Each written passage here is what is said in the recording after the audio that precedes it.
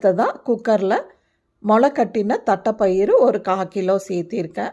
1/4 kilo அளவுக்கு potatoes 4ஆக வெட்டி போட்டிருக்கேன். அடுத்ததாக தண்டங்கீரை எனக்கு கிடைக்கல, தண்டங்கீரையும் சேர்த்துவாங்க. ஸோ வித்யா வீட்டு கார்டன்லேயே ஒரு 10 இலை தண்டங்கீரை முளைச்சிருந்தது, அதை தான் நான் இன்றைக்கி சேர்த்திருக்கேன்.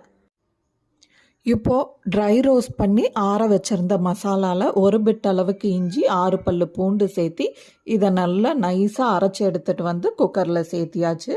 மிக்சி ஜார் அலசி அந்த தண்ணியும் இதோட சேர்த்திக்கிறேன்.